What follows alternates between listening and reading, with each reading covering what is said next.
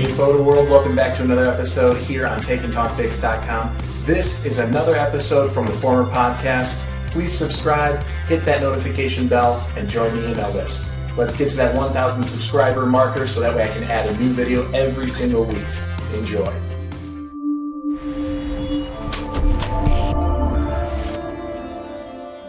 Hey Photo World, thanks for being here, and I know you love Take and Talk Pics, but I know there's more on iTunes to take a look at than just our podcast. Head over to TakeandTalkPics.com where you'll have an opportunity to win an iTunes gift card.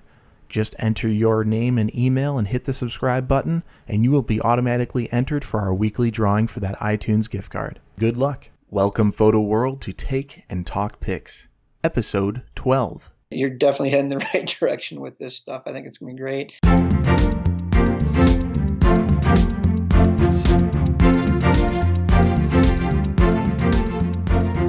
Today's featured guest is Carl Caylor. Carl has been involved with photography for over 25 years. He is one of 20 Kodak Mentors throughout the world and an award-winning photographer and PPA Photographer of the Year for the past 6 years. Carl, welcome to Take and Talk Pics. Please share with us a little bit about you, because I've only scraped the surface, and tell us about your photo business. I'm just a normal guy just trying to make a living in the art of photography. I live in Iron Mountain, Michigan, which is let's just start by saying it's located about 100 miles straight north of Green Bay, Wisconsin. We're just over the border into Michigan, in the Upper Peninsula of Michigan. I live in an area that has become very, very depressed monetarily wise. Not only is it a challenge, as always, to become a better photographer, a better artist, learn the new techniques, new technologies. But we're also battling with an economy that's very difficult to stay in business with, which is good. It's a good challenge because it's not that I'm competitive or anything. I can't stand losing. That's the kind of person I am. So it's probably a good thing. We have a lot of competition here because most people in the area lost jobs over the last few years with different businesses and foundries shutting down. And a lot of them, of course, like in other places, picked up a camera and called themselves a professional photographer. So we're competing along with that. So in a nutshell, I'm a photographer trying to make a living. I'm a competitor, and I like to share with anybody that's trying to learn as well. I'm not a great photographer. I'm a good photographer, but I'm a pretty darn good instructor, and that's pretty much me in a nutshell in the photographic world. Photo World, just so you know, he's lying. He's actually a great photographer. We'll have his link in the show notes page, and you can see for yourself, because I'm looking at it, and there's some really amazing stuff on there. So don't cut yourself short there or sell yourself short on that, because that's awesome work you got going on. Oh, thanks. Carl, I can already tell you're happy to share with Photo World out there listening, and that's what we do here. We just share our stories, say what's happened, and we all can learn from that. And I know you know that, and I know that, and Photo World is listening because of that. I'd like to get things started, maybe not with a story, but more of what kind of keeps you inspired. Do you have a quote or a mantra that you live by? A lot of them, really. Number one, I try to think back of all the things that made me who I am, and a lot of it was athletics. My wrestling coach is what got me into photography, and we can talk more about that a little bit later, but it's always about practice. So my inspiration is literally practice. And now I look back at my son, who's been very active in high school football and track and other sports, and doing real well, and I'm very proud of him and everything. A lot of his friends and him a lot of times too, like, oh man, we got to go to practice today, and practice is going to really suck. And I'm like, look, kids, I lived for practice. I live for it. And that's what still inspires me. We try new things. You know, I'm a natural light photographer first, but there's all kinds of this new technology coming out with different forms of off-camera flash and high-speed sync strobes. And man, I can't wait to go practice with this stuff. I mean, it's this new stuff that's inspiring me, and it's the people that are using them and perfecting them right now that really push the edge of the envelope for me. And it keeps me going. It's what I thrive on. I love it. Photo World, practice, practice, practice. And you hear it in a lot of different areas of your life, and it's not any different for your photography. You definitely got to do it. And man, I don't know about you, Carl, but I have those days where I feel like, oh my gosh, I haven't practiced in a while. You know, it's been a little bit. I need to get out with a camera instead of sitting in front of a computer. It happens. So just go do it. You know, take that time. I really like that. helpful to be reminded because people have a lot of great quotes and things that help inspire them. Keeping it simple like that, is not a bad idea. Moving into the next segment here, and I think you said we'd talk about it later, but I think later is right now. What sparked your interest in photography enough to pursue it as a career? Actually, it was kind of a lot of things that happened at once. I have an aunt and uncle that were and are very good amateur photographers. Both worked in darkroom with darkroom work and things like that. My aunt was employed at a place that did 1 hour processing and custom work, so actual color custom work. And at a time, I actually worked in the same place with them. But they got me kind of pumped about photography way back when I was young. And as things happened, like I said, I was big into wrestling, and my wrestling coach was the yearbook advisor and photo instructor at the high school. One day, I found myself there in his classroom instead of on the mat, and never looked back since. It's been wonderful. And actually, it's kind of funny because at the time, I thought, man, this is something I like to do. It comes easy to me. I understand it. I get it as far as the darkroom worked and how the numbers worked, the math of photography. I mean, I understood it. And I thought to myself, this is really cool. It's something I can do. And I'll never have to take a computer class. That was my way of getting out of having to go to that computer class route, because the computer scared the crap out of me. That's how old I am, actually. But that's kind of backfired because now everything's computer, and I wouldn't turn back for the world. I mean, there's a lot of things that I miss being on film and working with our hands in the darkroom, but there's so much more we can take from what we learned with what we did in the darkroom, incorporate it into the digital world, and go way beyond what we ever thought and knew was possible at that time. So things that change, it usually ends up being for the better. Right. We can't stop it, so just roll with it. And Absolutely. I'm like you. I started in high school, and I was doing analog, and I loved film, and I was like, I am never, ever going to do digital. And I haven't shot film in, like 8 years, I think it is good to have that film background, or at least a touch of it. And I teach at a community college out in the Chicagoland suburbs here. I get a lot of students who don't want to take the film courses, and I'm like, come on, get in the darkroom. You're going to learn so much more than you think, and you can apply it to your digital practices. Do some film, people. It's still worthwhile. Shoot some E6. Get some slide film going. You want to learn, and it's you won't see color until you shoot those slides. Like Exactly. And exposure. I mean, learn how to create a correct exposure consistently. I remember back in college, one of the classes, the first class that people took as far as photography was concerned, it was all slide film. There was nothing else. There wasn't the black and white work for the darkroom or anything. It was slide film, period, to learn the math of photography, learn the exposure, consistency, and color. And it was where to start, and I still agree with it. Digital is a great tool to learn with, but it also is easy to skip steps too. Shooting film will turn you into a walking light meter. You can start reading light as you walk into a room, so it's totally worth it. Carl, can you share with Photo World a time where you had to learn the hard way? Something just didn't work out, maybe a failure moment in your business, and you're better for it now, but at the time, yikes. Wow, it might be easier to answer that question inversely. In this field, you learn by doing, you learn by making mistakes and then overcoming them. And I'm sure it's that way in every field, but it feels like it's more so here. I don't remember ever messing up to the point where things had to start all over. Would I do things differently in business? Yeah. From a business standpoint, there's so many people out there trying to get their hands on our money. Every time you turn around, there's a monthly charge for this or monthly charge for that. And so I think, and what I think I'm going to do right now, because this is actually coming up again, we can't do it all. We try to, but as a business person and a photographer and an artist and a computer person now and an IT person, and we do everything in our business. It's hard to find time to do all the things that keep the everyday business things going along too.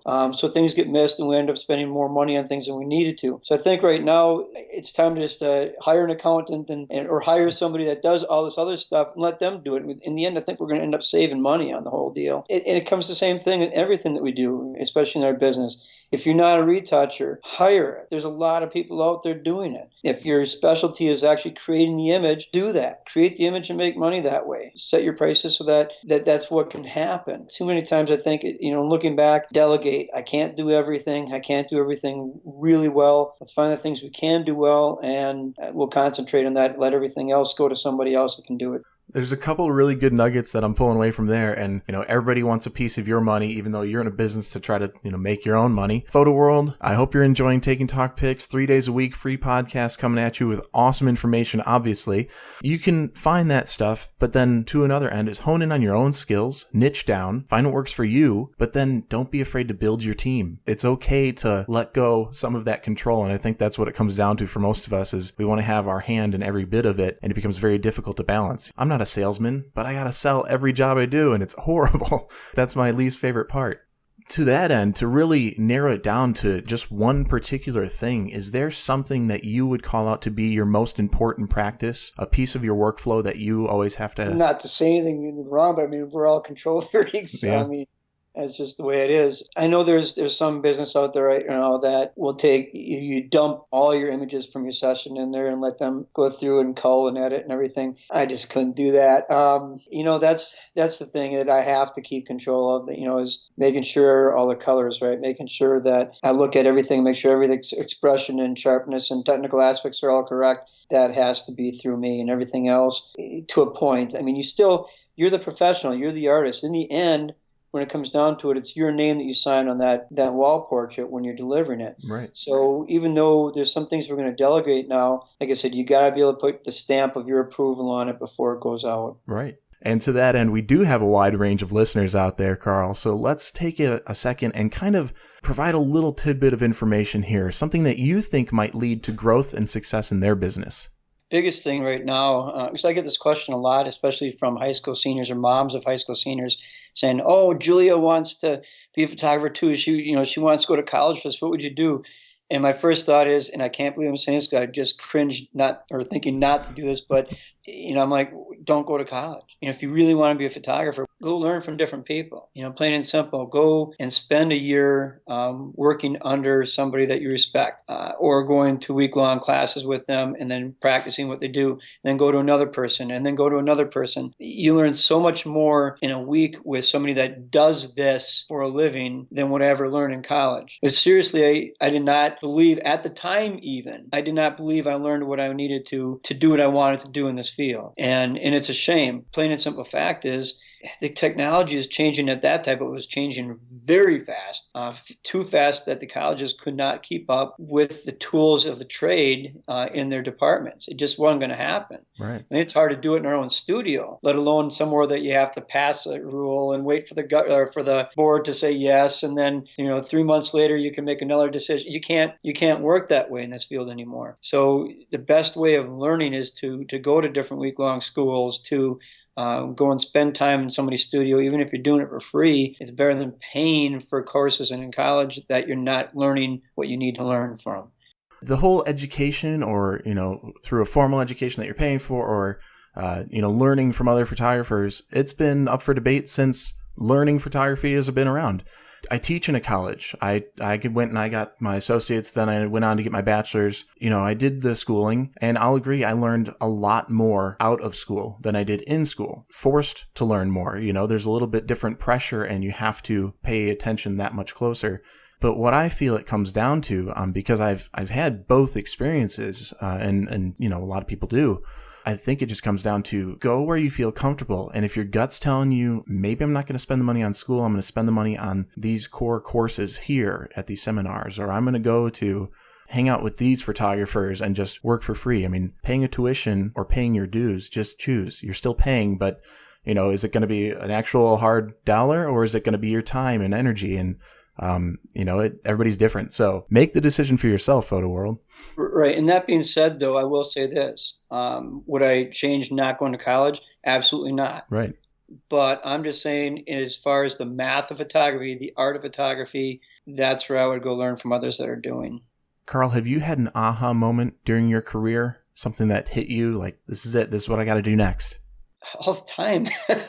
Actually, just all the time. In fact, I had another one on Saturday. I'm getting geared up to take a class from Richard Sturdivant. I just want to learn more about photographic composite work, Photoshop, things like that. And I was watching one of his preliminary videos, and I'm going, ding, light bulb. I wish I would have known this a day ago, because it would have saved me hours on the image I was working on. So there's going to be aha moments on a weekly basis, on a daily basis. And it's just the way this is going to be. And that's great. It keeps things going. It keeps the roller coaster from being just flat. Right. That's the fun part about this whole business. Can you share with Photo World a time where you kind of had an I made it moment as a photographer? If you can break it down to one specific story and bring us to that time, that'd be awesome. Oh, wow. I made it. It's funny. I've had a lot of very good success in our print competitions. And even with that, I mean, starting way back as early as 1998, I guess. But I never really considered myself a photographer until just recently, actually. And it's because there's so many people that I look up to, and there's so many people that have such amazing talent in this field, that it's just sometimes it's hard to put yourself in the same category as them, I guess. I guess what really hit me is I realized that this is the 10th time I'll be teaching at Texas school. And that was just recently, I just realized I'm like starting to do, counting my fingers and going back and going, oh my gosh. Maybe I have made it. Maybe I'm able to call myself a photographer now. I think a lot of it comes down to experience and being able to show others. I think that when I walk through Imaging USA or walk through a trade show somewhere, and you can't get from point A to point B without talking to 50 people, and then I start thinking, yeah, okay, maybe I've touched a lot of people. Maybe I've helped a lot of people. Maybe I made people look twice at things. Fantastic. Okay, then now I can say I made it a little bit. But that was yesterday. Let's see what happens today. Right. That's something I really believe in is it takes a while for you to call yourself a photographer. It's really just a self-proclaimed title. It really is, because there is no such degree or certificate or seminar or workshop you can attend and fulfill and be a photographer on the other side. That doesn't mean anything. It's once you get to that point. And I feel like the most successful photographers are the ones who denied it the longest starting out, going, I'm just not there yet, because they're looking at other people they admire, just like you said. And I did the same thing. And I'm going to be going into my 6th year of weddings, just with the schooling and everything. I've been doing this for 10 years, but it's like, I've only just kind of started considering that I might be a photographer, and it's right. It's a weird phenomenon. I'm pitching it like I am, I'm selling it like I am, but you have to. It takes a while to really believe it in yourself. Just because we kind of have that little imposter syndrome all the time, kind of, nah, you're not as good as so-and-so, so you can't be, But they're saying the same thing about you, though. So. Yeah, I hope so.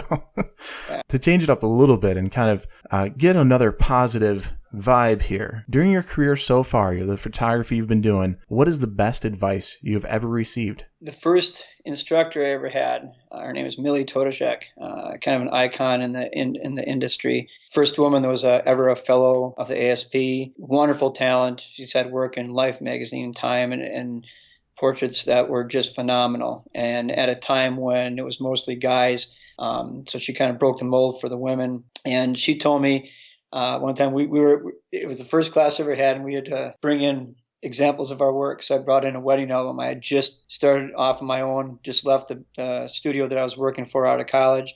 And so I brought one of the albums that I kind of borrowed from the old studio. And I was one at the time thinking, oh, she's going to be impressed with this. She's going to say good things about it. And I'm waiting for the pat on my shoulders and all that. She opened the first page and she looked at it and she goes, huh. Turn to the next page and she says, uh-huh. And turn one more page and she said, okay, I'm going to stop right here. Look behind your subjects. And I kind of thought to myself, what is she talking about? I always look to make sure there's no trees hanging, behind the person or candlesticks coming out of the back of their head or anything like that. Right. What is she talking about? She turned the page again and she goes, Turn one more time, and she said, okay, I'm going to tell you again. Always look behind your subjects. It took me 3 years to figure out what the heck she was talking about. And it just came to me one of those light bulb moments as it was the night I got my master's degree at Imaging USA. And we were walking out afterwards to celebrate. And I happened to see a billboard with a scenic on it with a subject in front of that scenic. And I thought, I finally know what she's talking about. It's not always, is it distracting things behind? It's what's behind as far as light and dark areas. What's behind as form as color. What's behind is storytelling. What's behind as far as what's going to make that image have dimension and depth. And those are the things that are the most important to me right now, even going into this digital world, because now not only can we deal with what's in front of us at the time, but we can add to it. We can completely put different things in there. And now it's more important than ever. Just because we can doesn't mean we should. Just because we can or that we're able to, we should be able to do it with the right things, with artistic qualities, with classical qualities. Just because it's new age doesn't mean it has to be Star Trek new age. So look behind your subjects and make sure everything makes sense. And that's the biggest like aha thing and education thing and going forward in photography skill that I can really tell people now. That's awesome. And thank you for sharing it, because it really is good advice. So Photo World, take that. If you didn't catch it, I don't know how you'd miss it. Rewind, listen again, and then spend 3 years looking for it, because seriously, it does take a long time to start seeing. It really does. And you start looking at other images and you have to ask the questions. Why is that successful? Why is that not successful? Look for the answer. Where's the light coming from? How does it work? How does it all play together? So Photo World, study the images around you just everywhere, because we live in that type of world. That's all we have right now. Look for it, see it better so you can learn better, and then do better. Carl, if you had to start over, if you woke up, the website's down, you still have the same gear and knowledge, but there's no business. You don't have any customers. There's nothing going on there. What would you do first to start your new photography business? Write up a new price list. And start it high. That's what I would do first. If you have experience, if you have the skills, the quality level that can support it, and an environment, an economy in your area that can support it, then charge for it. That's what I would do first. It's very difficult to raise everything to a point that's going to create us a good living. But if you start there and then move up, that's possible. That's doable. So for me to start over again, that's what I would do. For anybody that's just starting now, that's where I would start. Start high. You can always lower your prices, but it's really hard to make them go up. Well, thank you for sharing that. I think that's good. Good input. Start with the high prices. Find your niche right away, and by forcing it, saying, this is where I am. This is who I cater to, and then follow through on that. Carl, do you have an app or an internet resource that you use that you think Photo World could benefit from knowing about? The only really social media thing that I try to stay on a lot is Facebook. And it's not for high school seniors, not anymore. They're just not on there because their parents are. I stay on it just to keep in tune with our industry. It used to be that, we'd see the newest best thing at each convention and each trade show. But there's a lot happening in between that. And that's what social media does for me right now. It's not necessarily helping me in Photo Images by Carl, my portrait business here in Iron Mountain, Michigan, but it does help as far as keeping in touch with other people in the industry. It keeps me going on new technology, new ideas, new techniques. So as far as an app to help sell the business, not really. There's some out there. There's a couple out there. My photo app is one that we're going to be trying.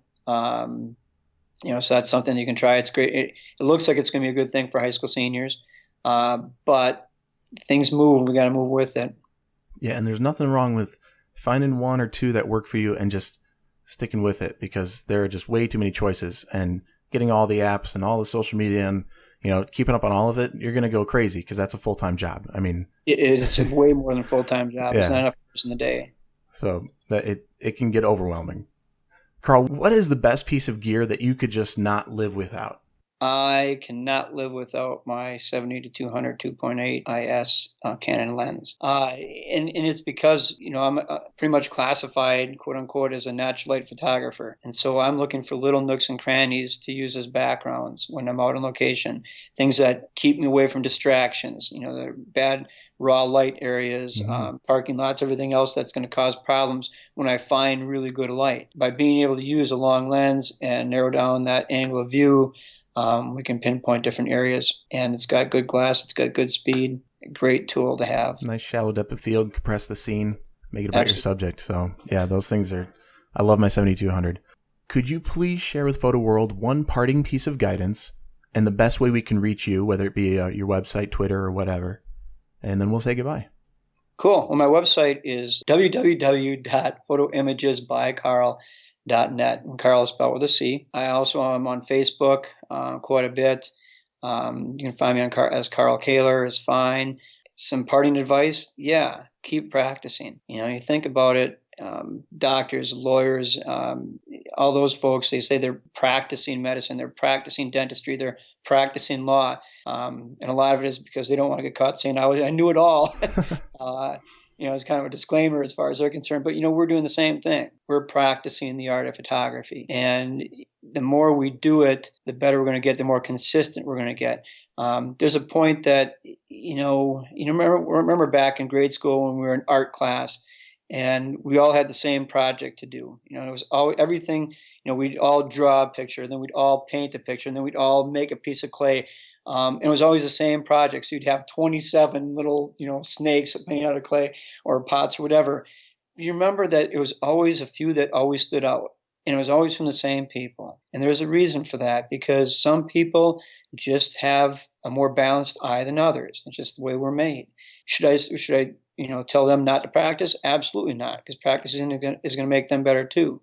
But what I am saying is that sometimes, no matter how much you practice, it's never going to be the same as some other folks. Don't let that get you down. You are who you are, plain and simple. All you can do is the best you can, give it 110% at every session that you do. Practice in between times, supply them with the product that you can. That's all you can do. That's my advice to you. And it's great advice. So, thank you for sharing that. That's wonderful. And Photo World knows we'll have the links to your website and Facebook available on the show notes page of takingtalkpics.com. Just put in the search bar Carl and his page will pop right up. Carl, I cannot thank you enough for your time today and sharing such great value. Photo World thanks you and happy shooting. Great. Thanks, Rob.